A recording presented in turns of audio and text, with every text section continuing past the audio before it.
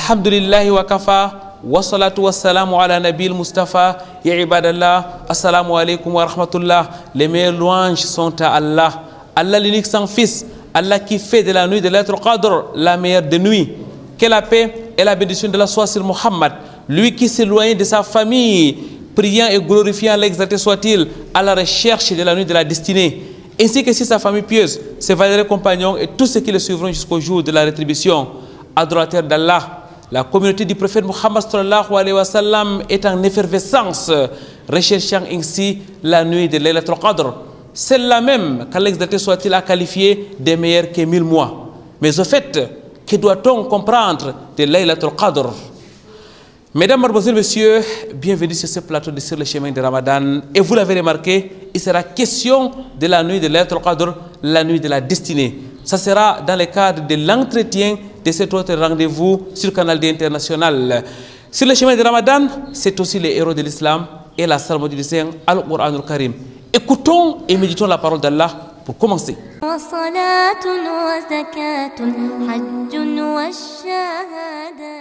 Bismillahirrahmanirrahim. Inna a'tainaka al-kawthar. Ici, inna, nous avons la lettre nun qui est mushaddada. La lettre nun qui est mushaddada, sur laquelle on fait donc al-ghunna. Et inna, on essaie de prolonger ici parce qu'on a alif al-mad qui est suivi par un hamza. Mais le hamza se retrouve dans un autre mot. On fait al-maddul jaizul munfasil. Ensuite, dans le mot a'toina, nous avons a, c'est-à-dire le hamza et le ayn qui se lisent ensemble. A'toina. Et en lisant ici, il faudra éviter de faire bouger, n'est-ce pas, la lettre ayn. Si vous faites a'toina, inna a'toina, ce sera pas correct. Mais a'toina, a'toina, le po, n'est-ce pas, il doit être lu avec at-tafkhim en même temps que le ya, toi, n'est-ce pas, toinaka. Inna a'toinaka al-kawthar. Ici, à al-kawthar, nous avons la lettre ra, n'est-ce pas, qui se retrouve à la fin ici. Comme on s'arrête, elle sera sakina. Et si elle est supposée être sakina, on regarde donc la lettre qui vient avant, c'est-à-dire l'accent, la voyelle qui est venue avant ici, qui est al-fatha. Ça veut dire que ce ra est donc lu avec at-tafkhim. Al-kawthar, n'est-ce pas, thar, ne sera pas thar, mais thar. Inna a'tainaka al-kawthar.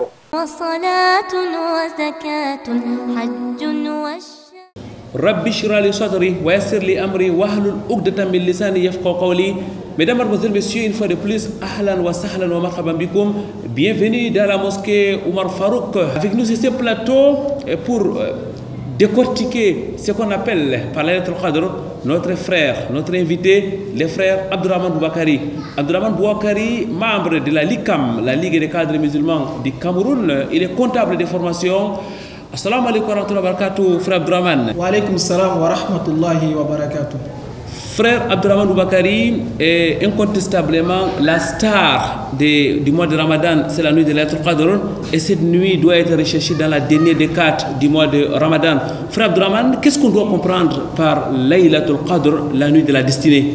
Il n'y a pas meilleure définition de la nuit du destin que celle donnée par Allah subhanahu wa ta'ala, qui lui-même a repris cette question dans la sourate qui porte le nom de cette nuit, dans la sourate Al-Qadr, où il dit « Wa ma adraka ma laylatul qadr » et qui te dira ce qu'est la nuit du destin.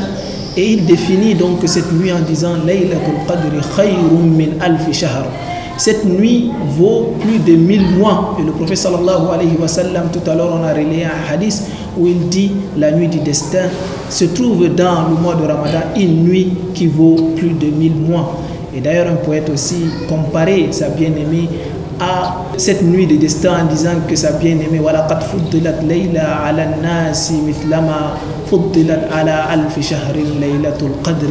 Donc sa bien-aimée dépasse est élevé sur tous les autres hommes avec grand H, comme la nuit du destin et la nuit VIP qui est également élevée sur plus de 1000 mois et toutes les autres nuits.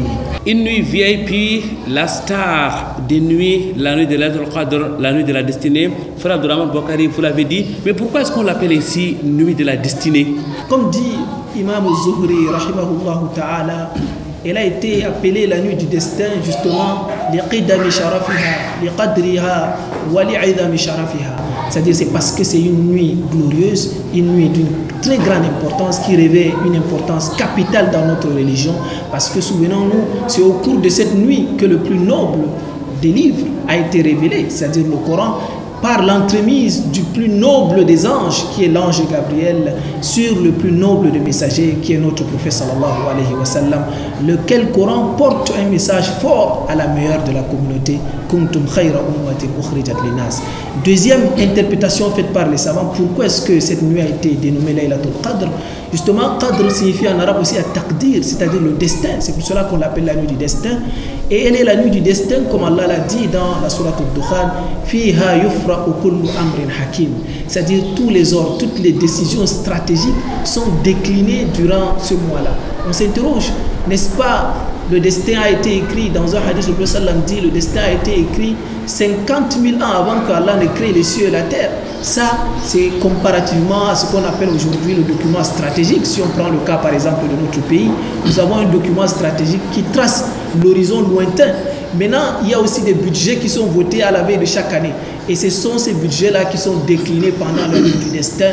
Toutes les allocations de ressources, nos richesses et également nos échéances de vie sont décidées durant cette nuit de Laylatul Qadr. Comme Ibn Abbas a dit, certaines personnes sont en train de marcher, ils ne savent pas que l'année prochaine, ils ne seront pas de ce monde-là. Et c'est durant cette nuit-là que ces décisions sont prises par Allah subhanahu wa ta'ala et remises aux anges pour les opérationnaliser sur le terrain. Frère Abdurrahman Bouakari, vous êtes un comptable de formation. Est-ce qu'on peut comparer la nuit de Laylatul Qadr au conseil d'administration? Oui, c'est un conseil d'administration, comme vous l'avez si bien dit, où toutes les décisions majeures de l'entreprise sont prises au cours de cette nuit. Tout à l'heure, on l'a comparé avec les séances budgétaires qui sont faites au niveau de l'Assemblée nationale pour l'État de notre pays. Et nous avons dit que la première étape justement de cette décision-là, c'est le document stratégique qui a été décidé 50 000 ans avant. Mais maintenant, les décisions de l'année en cours sont prises au cours de la nuit du destin. Une nuit véritablement spéciale, mesdames, mademoiselles, messieurs. Qu'est-ce qui fait les mérites de cette nuit, frère Abdurrahman Bouakari? Les mérites de cette nuit sont énormes. D'abord, Allah subhanahu wa ta'ala a révélé toute une sourate spéciale qui porte le nom de cette nuit, Sourate Al-Qadr, qui est récitée depuis la nuit des temps et jusqu'à la fin des temps à travers le monde. C'est cette sourate-là qui porte le nom de la nuit du destin. Et également parmi les mérites de cette nuit, Allah subhanahu wa ta'ala, comme on l'a si bien martelé ici, a révélé le Coran pendant le mois de Ramadan et spécifiquement pendant la nuit du destin. Comme disait Imam al-Qahtani, wa bidayatu tanzili fi Ramadani, c'est-à-dire le début effectif de la révélation du Coran a été fait pendant le mois de Ramadan et spécifiquement pendant la nuit du destin.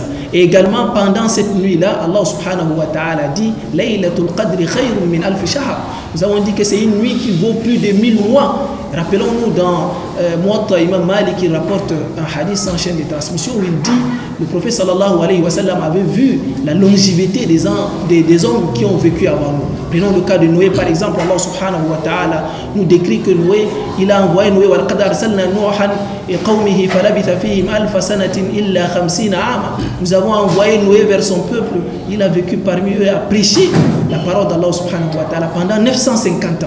Donc ils avaient cette longévité-là, ces communautés qui sont antérieures à nous. Et le prophète sallallahu alayhi wa sallam avait minimisé l'âge de notre communauté. Et d'ailleurs dans un hadith il dit A'maru ummati ma bayna sittini wa sab'in, c'est-à-dire l'âge de ma communauté est compris entre 60 ans et 70 ans. Et Allah subhanahu wa ta'ala a octroyé au prophète sallallahu alayhi wa sallam cette nuit qui vaut plus de 1000 mois. 1000 mois c'est au moins 83 ans. Donc c'est une occasion pour nous d'avoir le prolongement de vie spirituelle en un an, 83 ans, avoir une longue longévité bien sûr à travers cette nuit-là, en essayant de revivre, de faire des bons actes d'adoration pendant cette nuit de la nuit du destin. Et également, c'est une nuit bénie. Allah subhanahu wa ta'ala dit Inna anzalnahu fi laylatin mubaraka. Allah subhanahu wa ta'ala dit également c'est une nuit au cours de laquelle les anges descendent de façon progressive. Tanazzalul malaikatu warruhu fiha, y compris l'ange Gabriel qui descend durant cette nuit-là. Et ils descendent avec l'autorisation d'Allah subhanahu wa ta'ala, avec des bénédictions, avec de la miséricorde d'Allah subhanahu wa ta'ala. Et Allah subhanahu wa ta'ala conclut dans la même sourate en disant Salamun hiya hatta matla'il fajr. Donc c'est une nuit également de paix sociale, de tranquillité spirituelle, une occasion, une aubaine pour nous autres qui sommes mendiants de la paix, d'implorer Allah subhanahu wa ta'ala au cours de cette nuit-là de restaurer la paix dans notre pays et à travers le monde.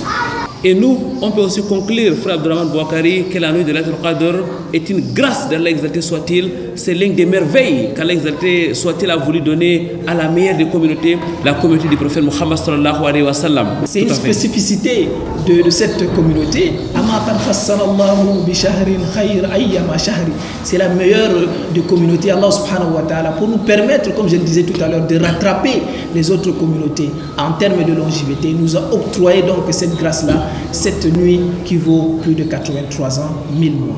Alhamdulillah, alhamdulillah, qu'Allah exalté soit-il, soit glorifié, qu'il soit louangé, mesdames, mademoiselles, messieurs, et pour la nuit de Laylatul Qadr, celle qu'il a qualifiée de meilleure que 1000 mois d'adoration.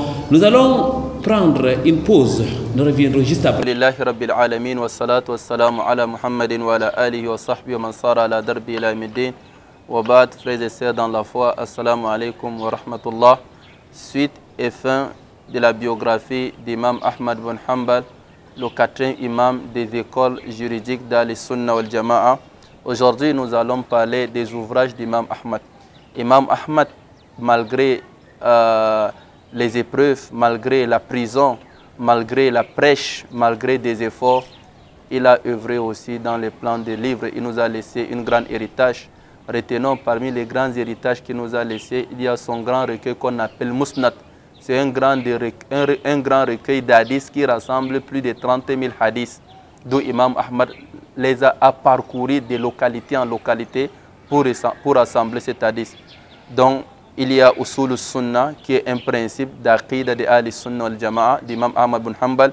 Il y a Ar-Raddu al-Jahmiya, critique ou réponse à ceux qui suivent l'opinion de Jahm bin Safwan, d'où c'est devenu une école d'égarement qu'on appelle Al-Jahmiya, ainsi que Az-Zuhud et Al-Ilalu wa Ma'rifatul Rijal, un livre pour la science d'Hadith, Imam Ahmad Al-Ashriba, les principes comment boire dans l'islam, Fada'il al-Sahaba, les mérites des Sahaba, ainsi que Ahkam al-Nisa, quelques principes concernant les femmes.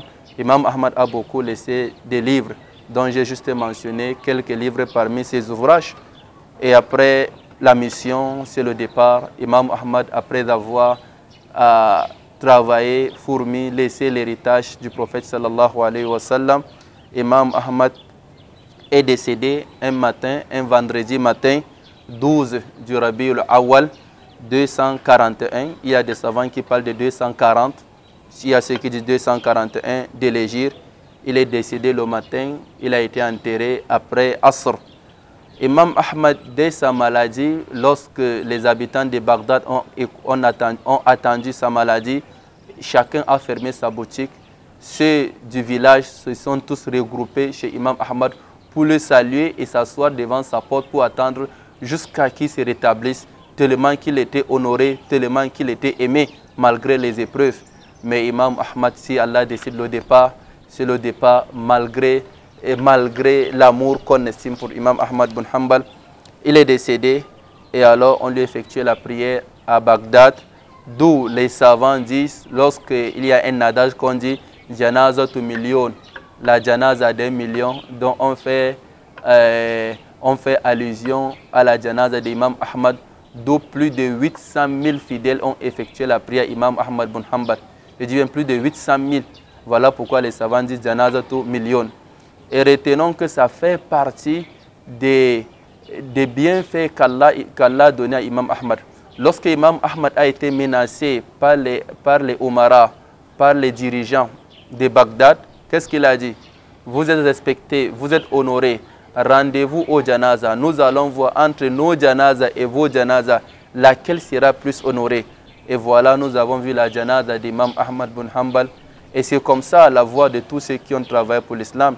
Imam Abu Hanifa, on lui effectué la prière 6 fois, comme on a mentionné tout dernièrement. Imam Ahmad, plus de 80 000 personnes, plus de 800 000 personnes. Donc voilà, Imam Ahmad.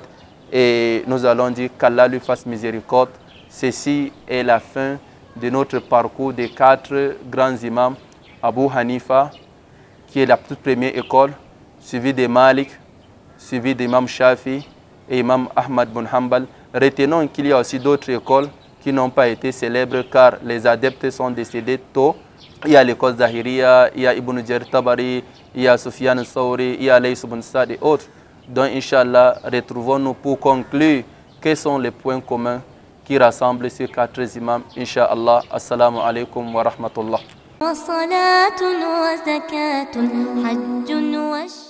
Retour sur ce plateau de votre émission Victimes de l'Islam. Mesdames, Mademoiselles, Messieurs, nous sommes toujours dans la mosquée Omar Farouk de Nouvelle. Nous sommes donc dans la cité économique du Cameroun. Nous sommes en compagnie de notre invité, celui qu'on ne présente plus sur ce plateau de Victimes de l'Islam, le frère Abdourahmane Boubakari, membre de la LICAM, la Ligue des cadres musulmans du Cameroun. Le frère Abdourahmane Boubakari est comptable de formation. Frère Abdourahmane, nous sommes en train de parler de la nuit de Laylatul Qadr, celle qu'Allah exalté soit-il a qualifiée de meilleure que 1000 mois d'adoration. Vous avez déjà évoqué les mérites de cette nuit, mais alors, comment la chercher? Pour chercher Laylatul Qadr, le prophète sallallahu alayhi wa sallam nous a donné des indications. D'abord, Allah subhanahu wa ta'ala lui-même dans la sourate Al-Baqarah, il dit Shahru Ramadan alladhi unzila fihi al-Qur'an. C'est-à-dire le Coran a été révélé pendant le mois de Ramadan. À travers ce verset, on comprend que la nuit du destin se trouve dans le mois de Ramadan. Et Allah subhanahu wa ta'ala dit Inna anzalnahu fi laylatil qadr. Et le prophète sallallahu alayhi wa sallam, pour nous donner encore davantage des indications, il dit Taharraw laylatil qadr fil ashr al-awakhir min Ramadan. C'est-à-dire chercher la nuit du destin pendant la dernière décade, les 10 dernières nuits du mois de Ramadan. Plus loin encore, spécifié en disant Taharraw laylatil qadr fil witr min al-ashr al-awakhir. Donc pendant même les nuits impaires de ces 10 dernières nuits du mois de Ramadan. Et il dit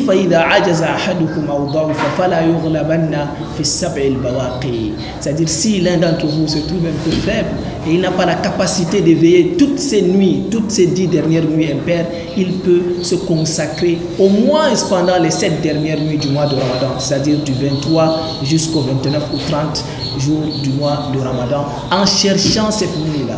Et nous voyons que Allah subhanahu wa ta'ala, par sa sagesse, n'a pas montré de façon précise la nuit du destin.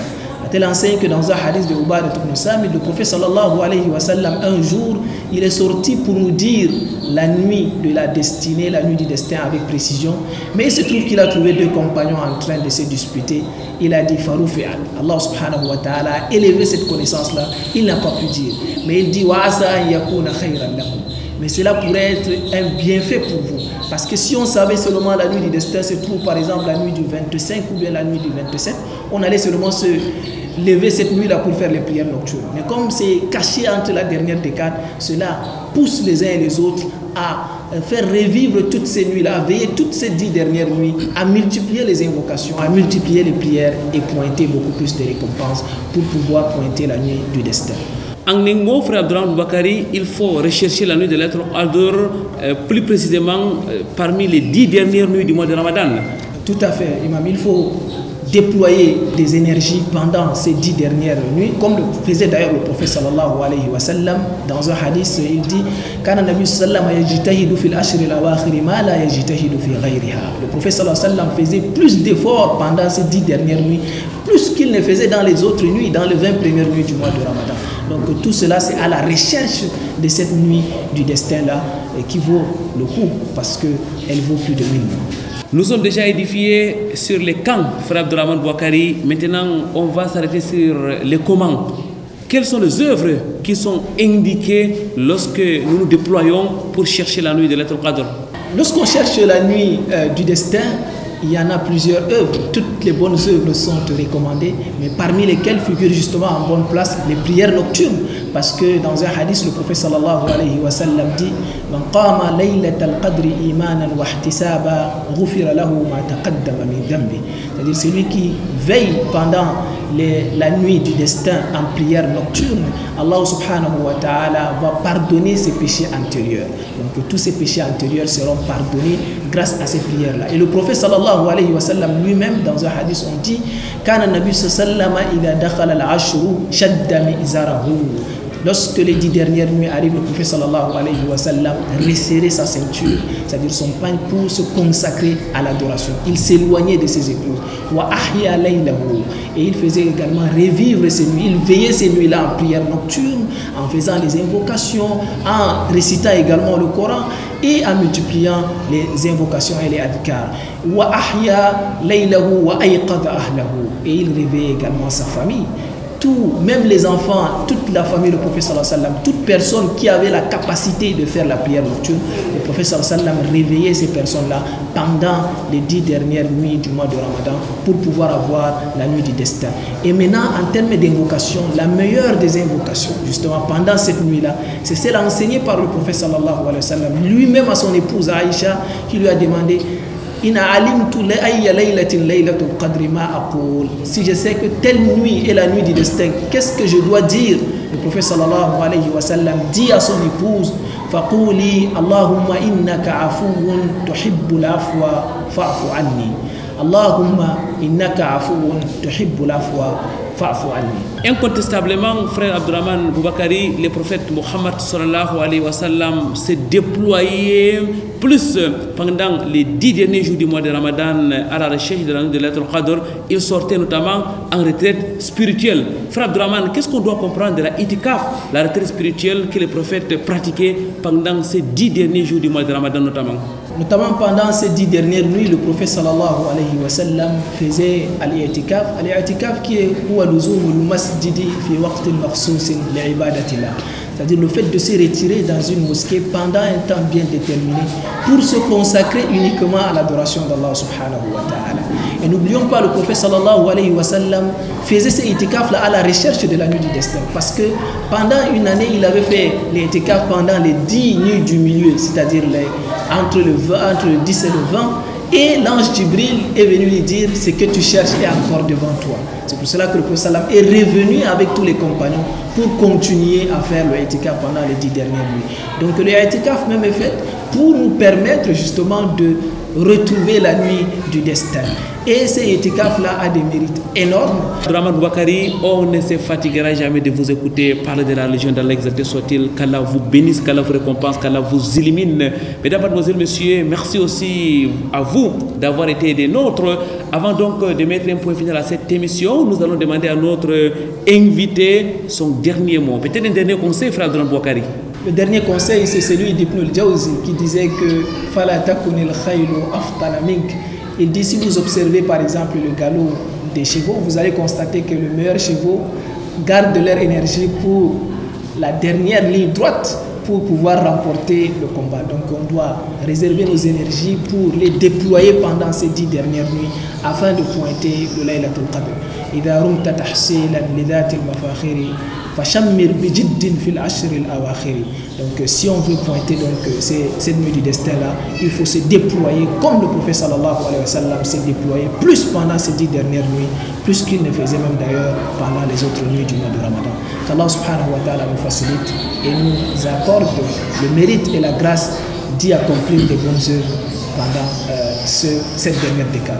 Amin, thumma amin, frères dans la foi, vous l'avez donc remarqué, les coups d'envoi est donc lancé pour la recherche de la nuit de Laylatul Qadr. Qu'Allah exalté soit-il fasse en sorte que nous puissions rencontrer cette nuit dans la piété, dans la dévotion, dans la pratique religieuse. Et Allah exalté soit-il, n'est-il pas le plus éloquent lorsqu'il parle des mérites de la nuit de Laylatul Qadr? Il dit Laylatul Qadr khayru min alfi shahr, et la nuit de Laylatul Qadr est meilleure que 1000 mois d'adoration. Nous vous laissons donc méditer sur ces versets d'Allah exalté soit-il. Nous vous rappelons que vous pouvez nous retrouver tous les jours du mois de Ramadan à 4h30 à l'heure du Sahour. C'est dans le cadre de votre émission Sur le chemin du Ramadan. Vous pouvez aussi rester en contact avec la grande équipe de votre émission Vite de l'Islam dans nos réseaux sociaux, notamment à travers les groupes WhatsApp que vous pouvez solliciter l'inscription à travers les numéros qui s'affichent sur votre petit écran. Qu'Allah soit-il vous bénisse. سبحانك اللهم وبحمدك نشهد أن لا إله إلا أنت نستغفرك ونتوب إليك والسلام عليكم ورحمة الله وبركاته.